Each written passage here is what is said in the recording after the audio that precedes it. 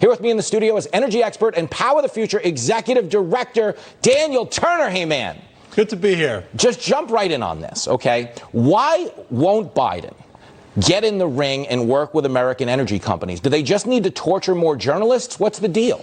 Did you mention, did you hear in the last segment how he was going to Iran? Yeah. Right? He's eager to work with them, wants to bring them to the table. But yet, when our energy CEOs were in D.C. a couple weeks ago, he wouldn't even sit down with them.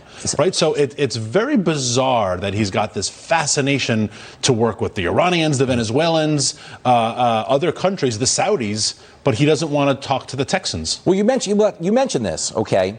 Isn't it true that we are producing oil cleaner here than we are in other parts of the world? So technically speaking, the green energy movement is causing more pollution by outsourcing the work to another country that creates it filthier and then, oh, by the way, uses more fuel to get it here. Yeah. Okay, so this is basically, we're the mob, and we're just cutting a check so we don't have to get our hands dirty. Absolutely. That's what's going on here. Yeah, America produces oil and gas cleaner than anyone else in the world. That's just a known fact.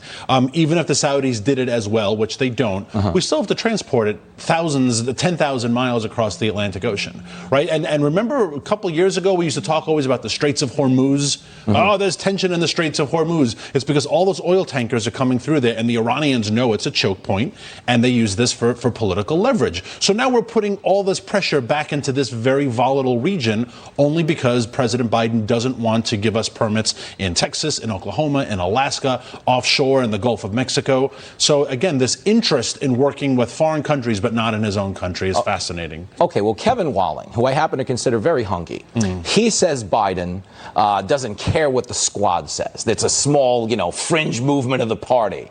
Do you believe that? Because I love Walling, but I get the feeling this squad is like those loud soccer moms that have been drinking alcohol out of their thermos at 8 in the morning and screaming at the coach, and he's just starting to give them their way because he wants them to shut up. Yeah. Does Biden kind of, when it comes to energy policy, just defer to the soccer moms? He does. He does for their enthusiasm, for their money. The Green Movement is very heavily invested in races and politics. And look, if you're the Biden political team and you're looking at November, who are your enthusiastic groups left, right? The soccer moms, generally speaking, are gone because they're filling up the real soccer moms. The real soccer, because they're filling up their gas tank, their minivan, and they're like, I'm not voting for this guy again. So they've got the militant abortion crowd, they've got the gun crowd, and they've got the environmental lunatics who are, crazy gluing their hands. By the way, crazy glue is a petrochemical. They're crazy gluing their hands to the street. Those are your enthusiastic base. So he's got to keep them in his pocket. And now, is it true that because we're kind of kidding ourselves if we think we're going to have the world we have, the convenience we have, without fossil fuels? Like, I liken it to wanting all the shows and shopping in Vegas,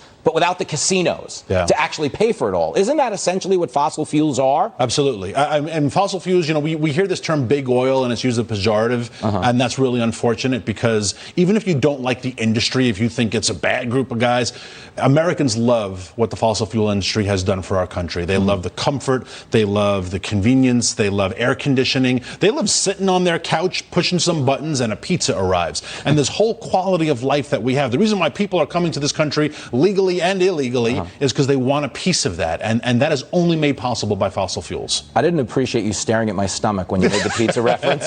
He's like, look at us, we like pizza, Jimmy. Have you ever seen such a hungry people?